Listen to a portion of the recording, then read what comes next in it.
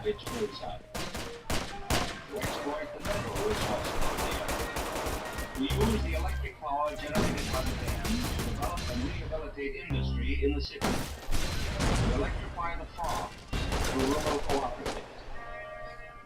Above all, to prove that human problems can be solved by reason, science, and education.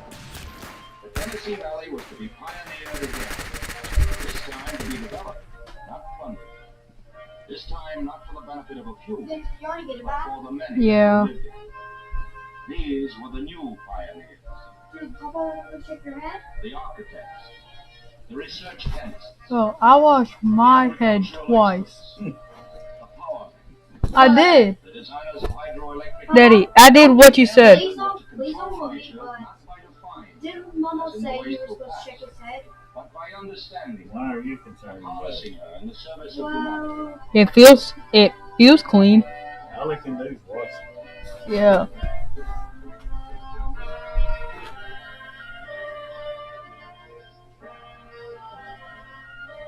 In May 1933, a new chapter was written in American public policy when the plan was brought before the representatives of the people in Congress. An act was passed creating the TVA, the Tennessee Valley Authority. President Roosevelt told the nation that the project would set an example of planning not for this generation alone, but for all the generations to come. Then things began to happen in the valley.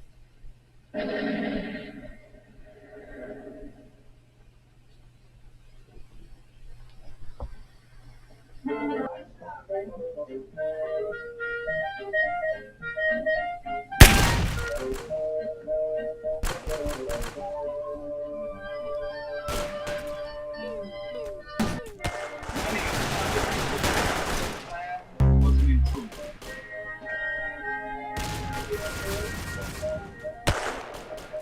Years of isolation, ignorance, bigotry, died hard. They said, let the government men do things with machines do it alone. You will not fail me, alright? The youth was more inquisitive. The pioneer spirit was still alive. Over the mountain was something new, big, exciting.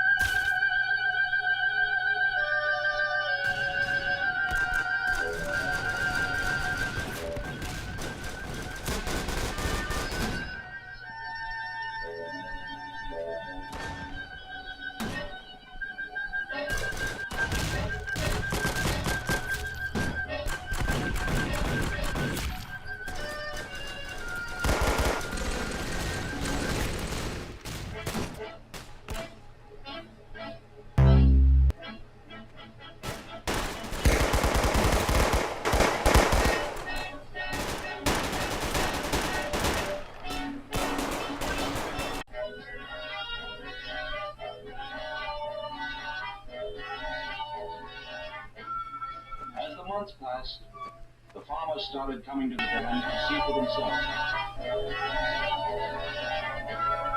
As the months passed, the farmers started coming to the dam to see for themselves. As the months passed, the farmers started coming to the dam to see for themselves. As the months passed, the farmers started coming to the dam to see for themselves.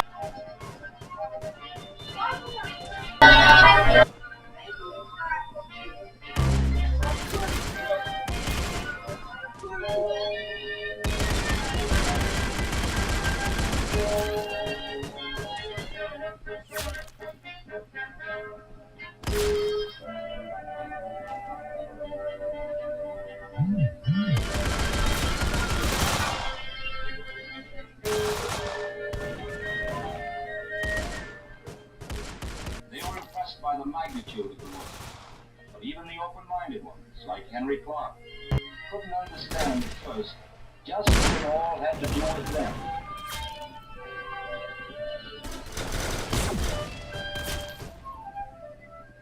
It was the business of John Warden, TVA agricultural representative, to answer that.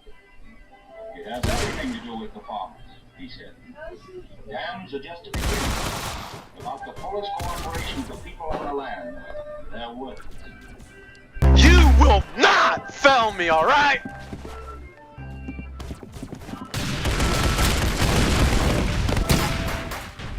There were skirmishes up and down the line. John Warden told the farmers, 10 inches of topsoil supports all the life on earth. Every drop of rain that falls on your fields carries away a bit of your soil. The rapid rains, the gullies, the scars on your fields. Here, the precious topsoil goes faster. The undersoil is hard and sterile. The water which should have soaked into your land runs off, uselessly. Your topsoil travels with it, uselessly, down to the delta of the river. Millions of tons of good farming soil, lost forever, blowing away with the wind. All this waste isn't necessary. It can be stopped. Your land can be saved if we work together. You've seen the dams, but they're only part of the plan. The rest of it is up to you. If we're to succeed, all of us, you must learn to stop the erosion of your own land. The TVA was created for you, to teach you new methods, to provide you with fertilizers to restore your soil. The land is yours. The dams are yours. The whole TVA is yours. We want you to use it. This is how you can become a part of the plan.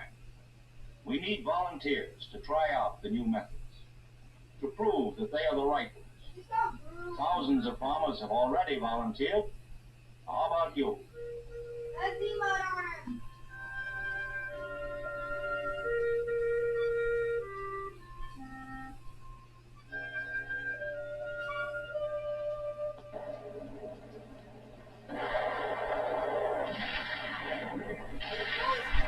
Each other.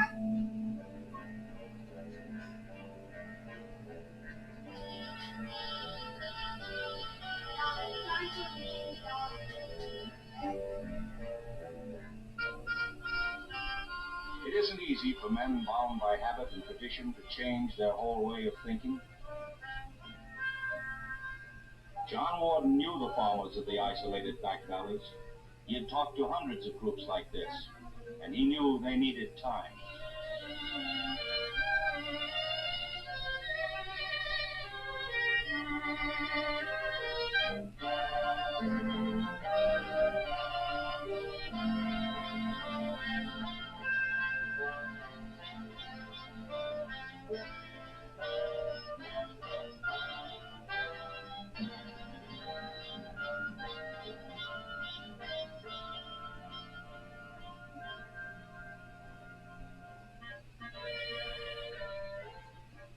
In signing with the TVA, Henry Clark became what was called a test demonstration farmer.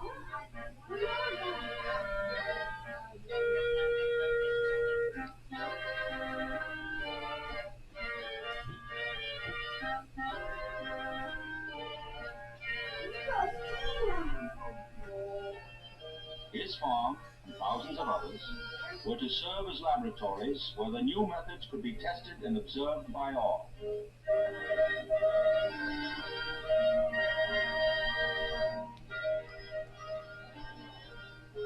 Using a terracer made available by the TVA, John Warden showed Henry the principles of contour farming.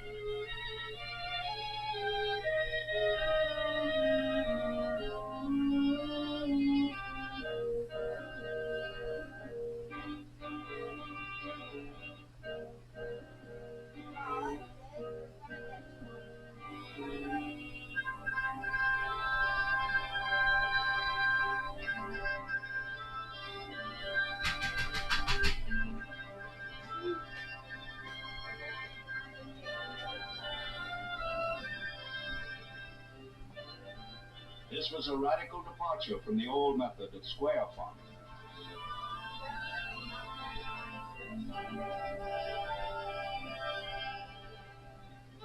Plowing by contour, Henry learned to follow the curve of the land.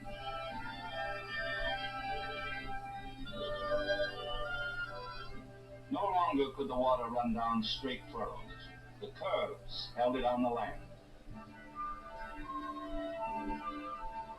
Then, to put life into the exhausted soil, Henry used a new phosphate fertilizer developed by the chemists from ore found in the region.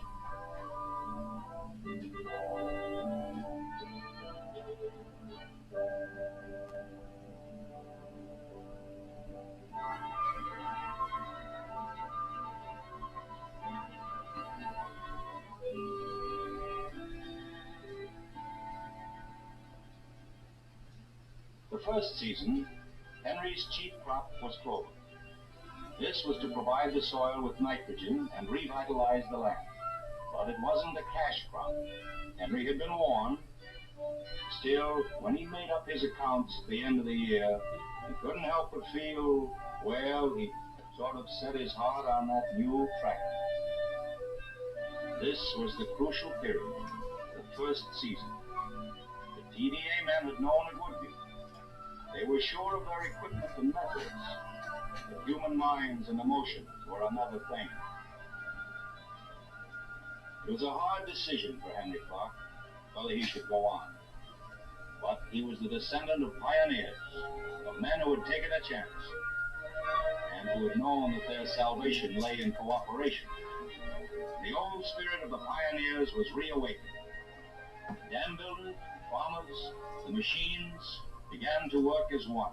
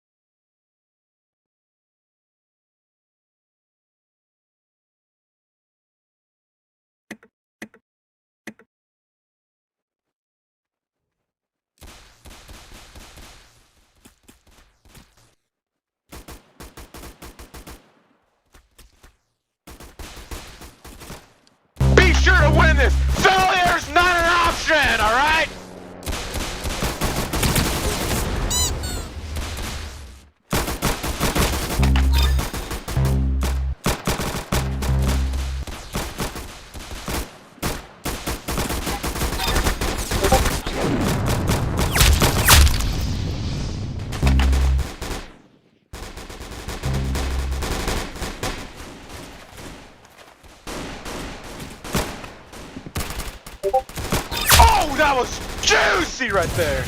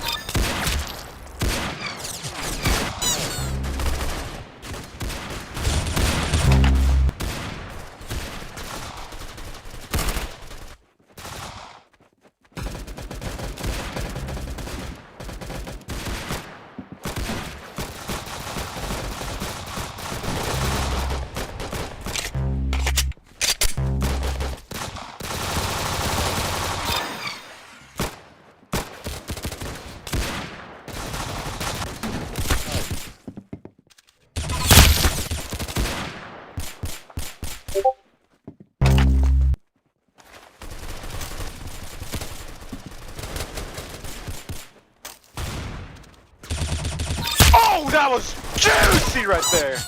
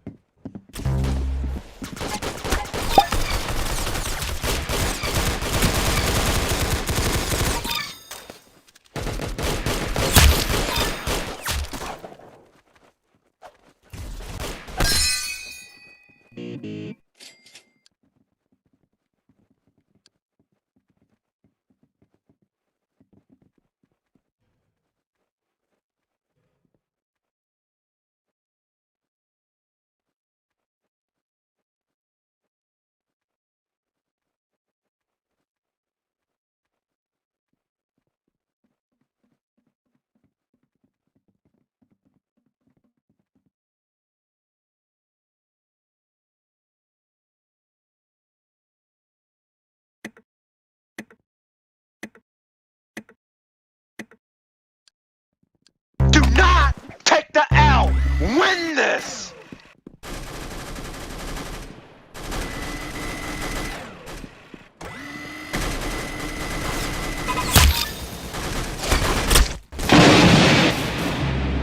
Do not take the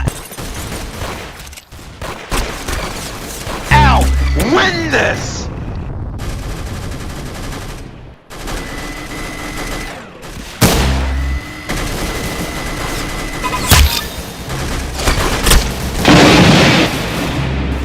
Do not take that! Ow! Win this!